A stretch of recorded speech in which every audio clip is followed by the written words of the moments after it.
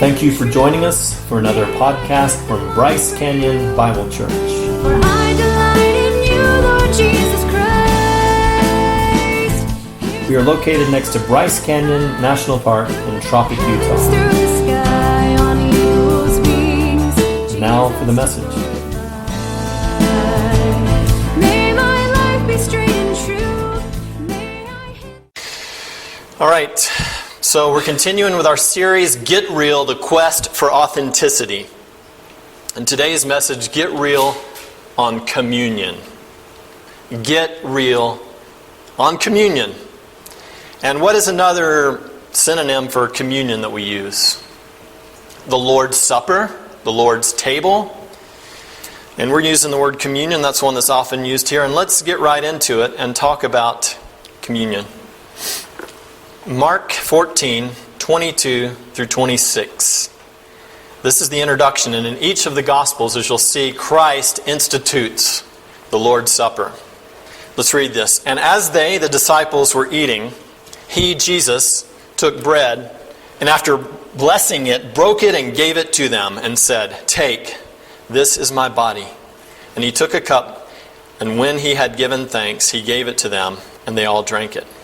And he said to them, "This is my blood of the covenant, which is poured out for the many.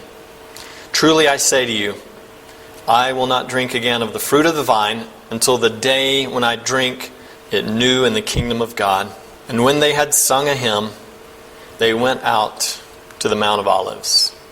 So that is the first introduction to communion. And we're going to parse this and break it down after we read this passage, 1 Corinthians 11, 23 through 34. If you have your Bible, you can turn there or read with us here on the overhead.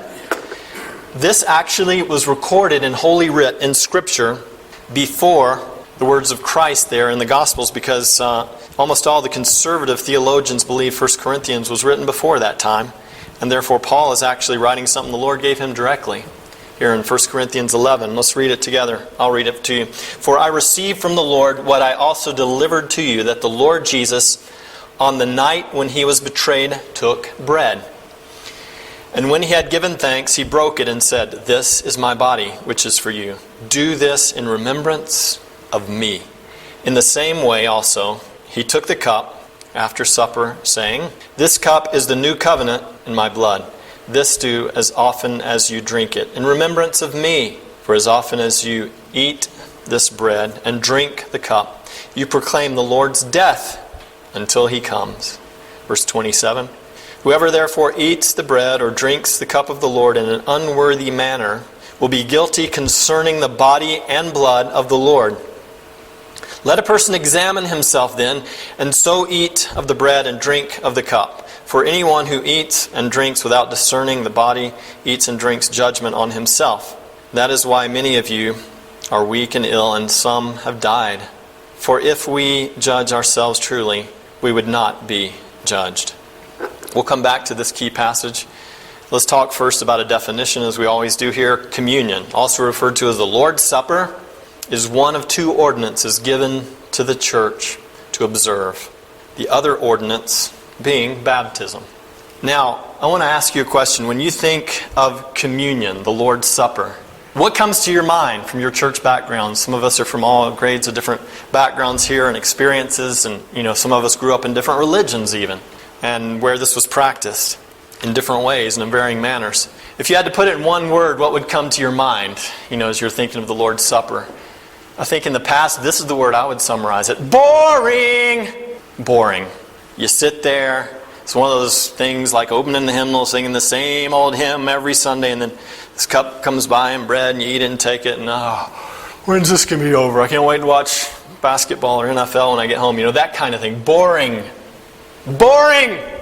That would be my one word that I would summarize in the past, when I was sitting where you're at, I would classify it that way. And I hate to say this, even as a believer in the early days. To me, it was a boring thing. Whose problem was that? It was mine. Lack of understanding, lack of maturity. What would be another word? And I think if unbelievers come in, they've never experienced this. Weird! That's just flat weird.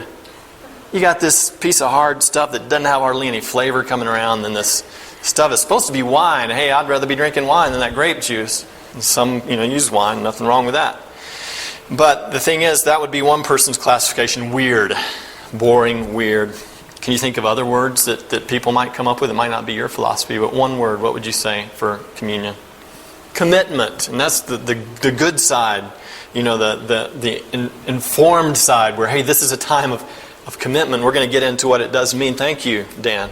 What other? Forgiveness. Yes, there we go. Very good. Another one that comes to my mind, when people are sitting there with their arms crossed, and maybe you've been there, or somebody that's there, or there's definitely people who are mystical. Oh, wow. This is glorious, this event, tactile, where you're feeling in the presence of God. Magical. Have a magical day. Those that have been to Disney World, they're trained, the employees are trained to say that. Is there something magical in the bread and in the wine? Well, we could use a lot. We could go on and on here, couldn't we? Those are some things that came to my mind. And honestly, for me, as a little whippersnapper sitting there throughout, going to different churches, all flavors, before I came to know Christ, to me, boring, empty, get this over with. And in fact, when I was in Africa and they asked me to preach, I love preaching. Oh, ask me 5 minutes beforehand, I'll get up and preach. They got used to me going and preaching anytime, anywhere. But I didn't want to do the Lord's Supper. I just felt awkward up there doing it in French. Trying to figure out the right wording, and doing it, the right way before the Africans. So I was praying one day, and I said, Lord, I'll do anything here in the church, but I will not do the Lord's Supper. I prayed that way. It sounds stupid, but one day I prayed and said, I just don't want to do this because it's awkward, being up there and going through that. Would you believe within about 2 weeks, the leadership, the head elder came and said, hey, our pastor has been assigned to another place. We're without a pastor now, and thanks for being on the pastoral preaching rotation, but could you do the Lord's Supper? We do it monthly here. Would you lead it, officiate it? And it was one of those moments, I can't say no to this. Of course Lord, I'm sorry. And I repented and said, yes, I'll do this. And it became a glorious time. I looked forward to it each month. And I hope that will be the outcome of what we have now. The reason we've waited so long, I've wanted the maximum number of you to be here. Plus, we didn't have this stuff. We had to buy it and budget for it. And we've got everything we need now so we can do it. And I want us to do it regularly. So let's talk now, what is this thing called communion biblically? Okay, we're not talking about traditions. Because what happens often in organized religion, every organized religion, things are brought in called sacraments, things that people add, these traditions and rituals. Tradition, dun, dun, dun, dun, dun, tradition. That came out of what? Judaism, right? Fiddler on the Roof. And, the Jewish faith, they add all of these things. The Pharisees were the worst, all the fastidious little rules and regulations for Sabbath and all this stuff that went beyond Scripture. Christ came into all that mess and shook his head and said, oh my goodness, ripping his hair out, so to speak, on the Sermon on the Mount, saying, you've heard that it's been said, get real. I say unto you, this is what it means. He did that on so many issues, didn't he? Read Matthew 5, 6, and 7. Christ is getting real on truth, which we've talked about. And so we often add to what the Scripture has. And let's go through this line by line. We're going to do it kind of quickly because we do have, obviously, several things ahead of us today. What communion is not biblically, and we could substantiate this with a lot of verses, a means to obtain or maintain salvation. Ephesians 2, 8 and 9. For by grace you are saved through faith. And that not of yourself, it's a free gift of God. Not as a result of works, not as a result of communion, not as a result of baptism. That's a work. Think of the thief on the cross. As he was dying there, did someone rush up to him and take a bucket of water and quickly baptize him before he died? And did Jesus say, hey, quick, baptize him, quick, last rite, get the communion and put it in his mouth before he dies? Did Jesus do that? Remember? This was a robber next to Christ hanging on the cross. And he said, Jesus, remember me when you come to your kingdom. Remember me. And Jesus said, today you will be with me in paradise. By faith. This robber did nothing to earn his salvation but simply put his faith in Christ. Read the book of Romans. It's a treatise on salvation by faith alone, grace alone, Christ alone. So here we have an example in the thief on the cross. He was neither baptized nor did he take communion. These are ordinances given to us, but not for salvation nor maintenance of your salvation. It's not a mystical religious rite which Christ literally appears in the elements. That's called transubstantiation. And there's consubstantiation. That's a little variant of that says spiritually he's there in those elements and so forth, and so more of a mystical view. But transubstantiation is a view that Christ literally enters the elements each time that communion is taken. And some of you may have been taught that and grown up with that and held and espoused to that. Yet Scripture very clearly challenges that view, because yes, Christ said, and I believe it's in John 6, he says, my flesh, he talks about eating my flesh and drinking my blood. And some take that and put that inside the Lord's Supper and say, see, this is a literal appearance, a transubstantiation where Christ's literal body and blood are there each time it's taken. And yet they failed to realize, even in that eat my flesh and drink my blood, it goes on in that same text to bring out the spiritual element of it, that this is a metaphor. This is a visual aid. This is an ordinance given to remind the church. Remember in 1 Corinthians 11, do this in what? Remembrance of me. This is a ordinance to remind us of what he did, just like baptism is. And I think you'll understand more why this is not a transubstantiation rite, that this is actually given to us as a remembrance, like a visual aid to spark our worship and remind us of his glory and our salvation by faith. It's not a magical ritual by which we are supernaturally brought closer to God. I meet people, in the religious world you rub shoulders with, where there's almost a wringing of their hands. If I need to do the Lord's Supper, in the next week or two, it's this sense of, I'm just not right with God if I don't do this. And that's a twisting of it. It's a twisting of what the Lord's Supper is meant. It's not a magical thing where, you come and take and all of a sudden you're mystically and magically brought closer to God. It's not a religious activity that causes God to like us more. I had a friend that wrote a tract called God Likes You. And it got my attention, because often we hear God loves you. But he put the word like in there to kind of trigger the fact that sometimes the word love is abused. And I put the word like in here for a purpose to help us to remember God's favor is not gained through the works we do. Then what does all this mean? Okay, what does it mean? Let me just say this. Lastly, it's not a rhythmically mandated, scheduled event in the New Testament teaching. There is latitude on the frequency. Some do it every week. Some do it every month. My home church back in Alabama, they do it quarterly. The importance is that it's done frequently enough where we're reminded and we partake in it so that it is something that is important in the church body, which we want to do at least quarterly is my goal. And it's not to be done so often that it becomes just perfunctory, routine, empty. The meaning just doesn't mean much. And I think each church and leadership and group needs to decide what that is for them. I went to a church in Chad, Africa, a Brethren church, where they spoke Arabic there. I was learning Arabic at the time, so I went there to work on my Arabic.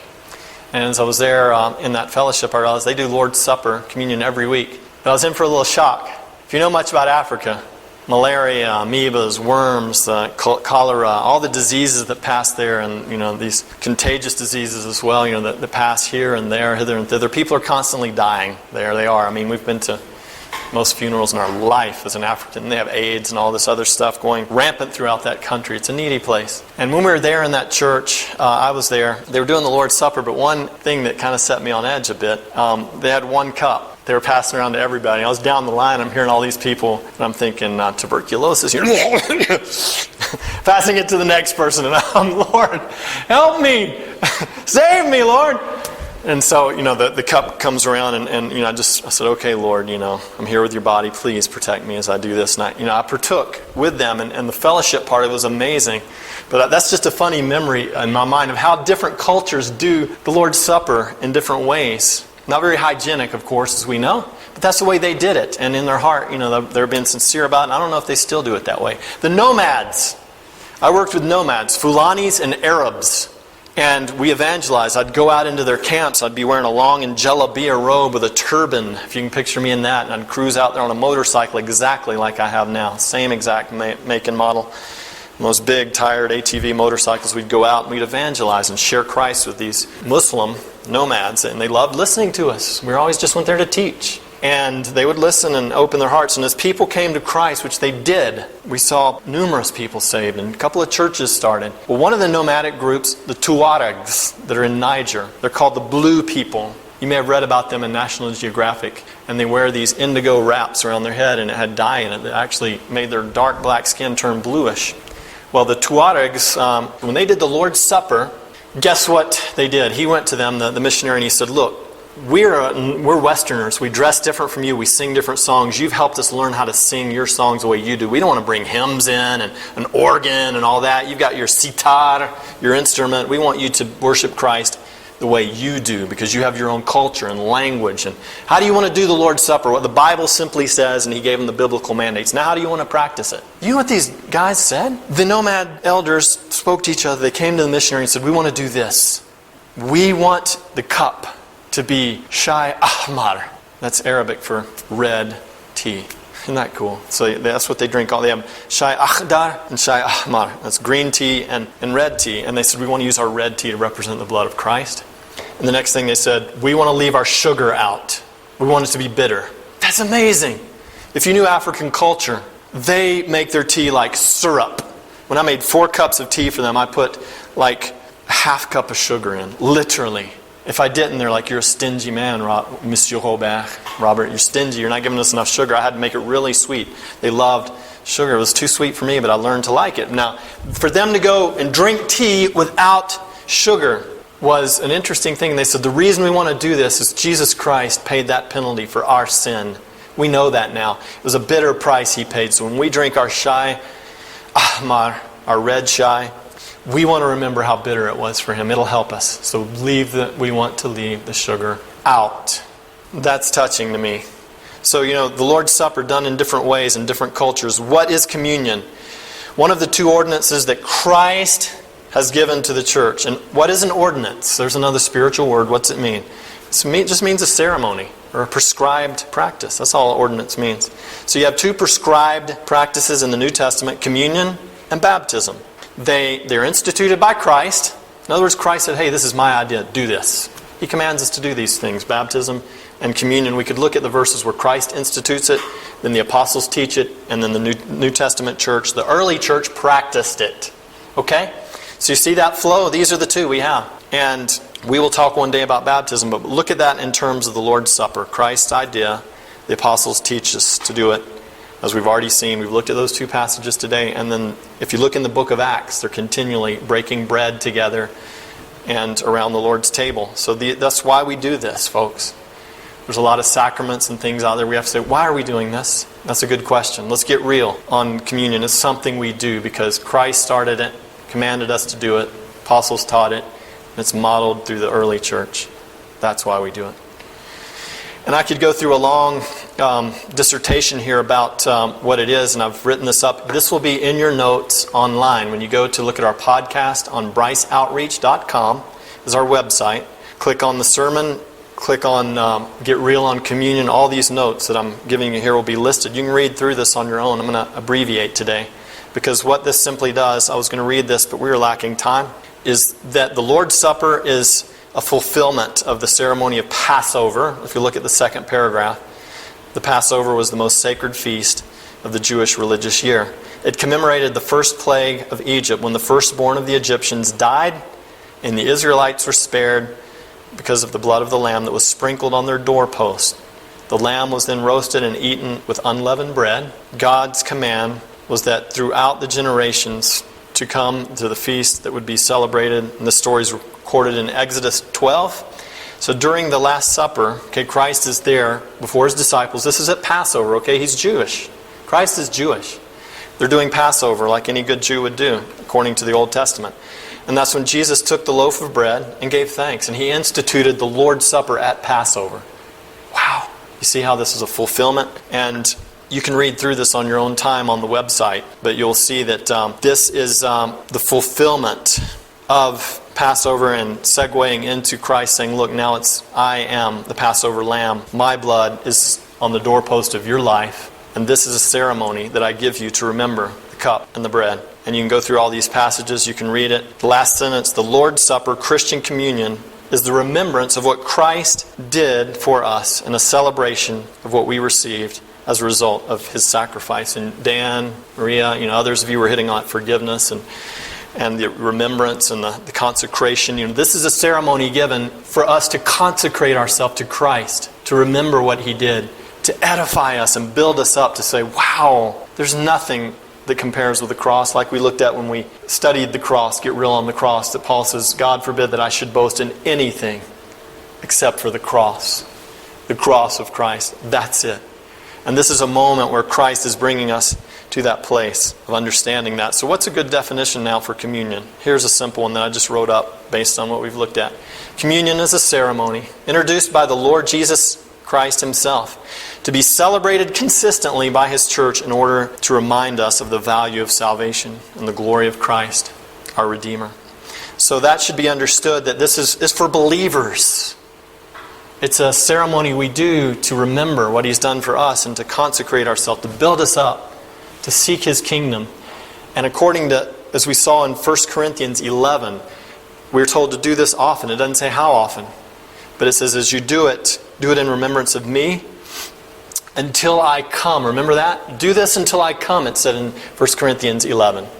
So there's an ending period. When Christ returns, this ceremony is over. We have that from Scripture. It has an end to it. And you'll remember too that, and let me just go back to the passage so you can actually look at it. You'll remember in 1 Corinthians 11 that there was some wording. There it is.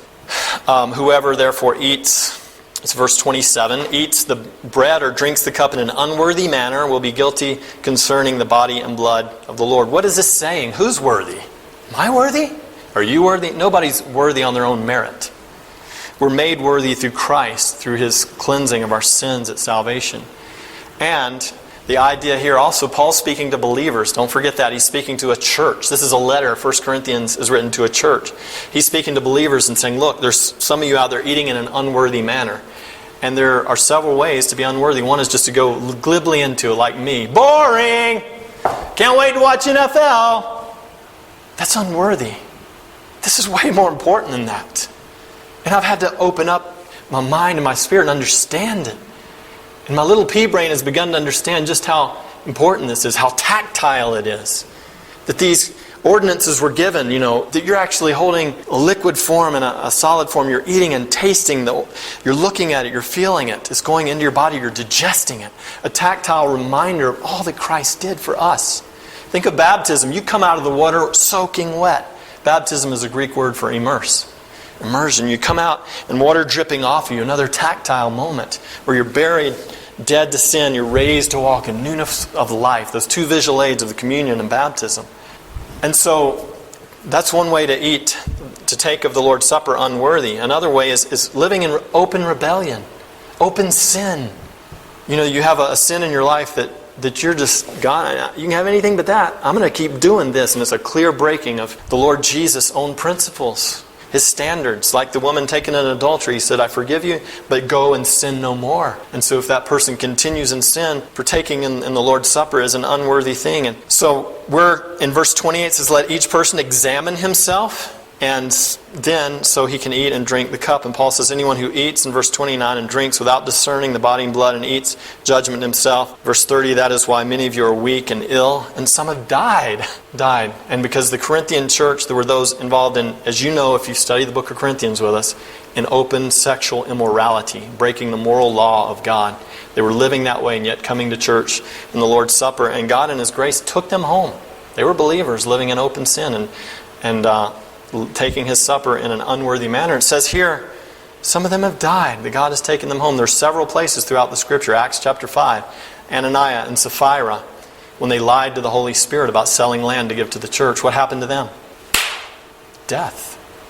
They were killed. God took them on the spot. You can read that. And there is indeed a standard God has, and He will not allow His name to be abused. And so this is a serious warning. There is what's called open and closed communion, and some churches will, they try to, the leadership says, look, we want to be in control of who takes it to keep people from taking it in an unworthy manner. And the reason we don't do that is because we're not your judge. We don't think church leadership looks into the congregation and says you can. We feel that you need to be taught this principle. And what we're supposed to tell you is examine yourself. Examine yourself. We don't examine you. We're not standing in your place of judgment. I never can. Not on my best day am I your judge. Never will be. We're a teacher. We give the principle. And as you now know this, you say, am I a believer? Do I know Jesus Christ? Am I sure of this? Number two, am I holding on to open, blatant sin in my life? And I'm not talking about strongholds or issues you're dealing with. We all have those. We're wrestling. As long as in the fight against the spiritual strongholds, addictions in your life, you're seeking, the Lord, hey, remove this. Help me, Lord. Please help me. There's that fight and that battle against sin. If that's in your life, you're worthy. You're worthy according to Scripture because you're not holding on in rebellion to sin. So that's what we put out as a principle. So now let's move forward to the get real. We've unmasked it, what communion is. Now, as we always do, our tradition now is to end this section with this. We say it is time to get real on communion. So how do we get real on it? Number one, celebrate the Lord Jesus and worship Him as your Savior, remembering the ultimate price He paid for your eternal salvation. Second, come to the Lord's table with clean hands. How many of you show up to eat, a sumptuous meal with dirty hands? And that's the same idea and the metaphor I'd like to give you here, that our heart's cleansed. And I'm going to lead us in a prayer before we do the Lord's Supper as a way to prepare each of our hearts for it. Unconfessed sin or unrepentant heart causes a serious obstacle for the believers regarding celebrating communion. We just looked at that. 1 John 1:9 says this. If we, and this is talking to believers again, 1 John written to the church, this is not unbelievers. John says, if you say, believers, you have no sin, you deceive yourself and the truth is not in you. So as believers, we can still live out sin even though it's forgiven already by the blood of Christ. We can still choose to do that which grieves God. And John says, if we confess our sins, notice it's plural, the things we do, bad attitudes and immoral things, whatever, if we confess them, He is faithful and just to forgive us our sins and to cleanse us from all unrighteousness. This is relational. Do you see the relational part? You ladies are really good at relationships. I hope you know that. God has wired you, mothers and wives, and to be that type of person that knows how to relate. We men, we're not so great always. We're ambitious and we want to get out there and do stuff, and you help us in that way. And I think you women especially will understand this, and men, turn on the relational gear here. We're going to have to work at this more than I think the ladies. That our relationship with God is like a human relationship. If one of my children comes to the door and I walk, I'm going to give you just a funny example. I open the door and they take a rotten tomato and just smash it on my face and say, I hate you. They turn and leave and go out on their own for a while. True or false? That person is no longer my son or daughter. False, obviously. They can't change the biological connection. There's nothing they can do to change that. But what kind of relationship or fellowship do we have? Not too good, right? Not very good. And that's the same with our relationship with God. When you're born again, and we'll get real on eternal security one day, you are secure. If you're truly born again, you're adopted into the family, you're born into the family, you can't be unadopted. There's no sin you can commit to get yourself out. You're born in. And that's why even Paul says some die. The Lord takes some home because their sin is so serious to the Lord. It's a blasphemy to His name. He will literally do that with some who sin aggressively as His children. You can't pull yourself out of this relationship with God, but we can hinder ourselves in the fellowship, okay? Now, if my child comes back to the door and says, Dad, I'm sorry, I threw the rotten tomato in your face. Please forgive me. I love you. And please, we embrace. What happens? Did they once again become my biological child? No, they already were. Never lost that. The fellowship is restored. Maybe some of you are throwing tomatoes in the face of Christ today, not by on the outside, but in your heart. There's this rebellion, resistance. And that's why if you're a believer, confessing. Do you know what the word confess means? In the Greek, it's homolegeo. Homolegeo. Homo means the same. You've heard that in other contexts. Homo. Legeo means to say the same. It means to agree with God, to say, God, you're right. I threw a tomato in your face by doing this immoral act. You're right, and I'm wrong. That's what confession is. It's not, this is how I did it, and I was weak. No, that's not confession. That's just self-justification. Confession means to agree. And when we agree with God, it says He's faithful and just to restore that closeness again. There's a lot of theology we're hitting here. I hope you're enjoying this as much as I am. I'm thankful for these truths, okay? So as we look to the Lord's Supper, confessing sin. Last one, remember Jesus Christ and all that He did. Communion is a tactile way that Christ has given to His church in order to remember Him and thus love Him more and more. each time we remember His love for us. So we know clearly, and that's a common theme, do this in remembrance of me. Why? For consecration, like Dan was saying, and like Maria, forgiveness. We remember those things to be built up. And I want to, before we close on this confession thing, and I'm going to lead us in a prayer here in just a minute, that, how can we remember what sin does to us in our relationship with God? Well, it hit me this week. I went out to start my motorcycle.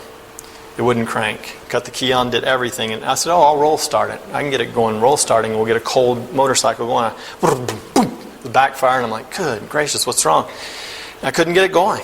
Did everything, was looking it over, and so I remembered, Josiah took Heidi for a ride through Bulldog Loop. Heidi has stress fractures in her legs, and he was nice enough to take her on this just little outing on that 8-mile loop, and did it on the motorcycle. So I called Josiah. I said, hey, did anything go wrong? Was the starter acting up? And he's like, no, nothing happened. I was like, oh man, my starter must have gone out. So I go and start studying my manuals, digging in. I'm about to rip it apart, take the seat out, and do all the tests and everything, check fuses, so forth.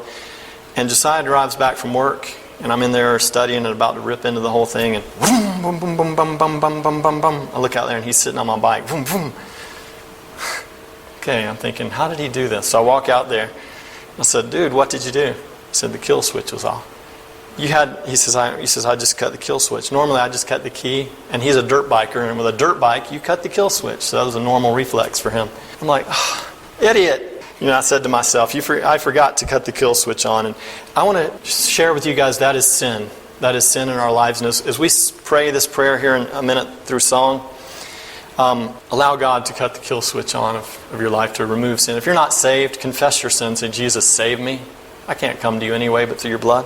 If you're a believer, then tell the Lord the specific things in your heart. I'm going to give you time, and I'm going to sing here at the piano. Not a great pianist, but I'm going to play something, and you guys can, if you know it and you want to sing with me, if you can. If not, just let the words help lift your heart. And you do business with the Lord right now in confession, then we're going to partake the Lord's Supper. So let's bow our heads in the spirit of meditation and just confess whatever is on your heart now.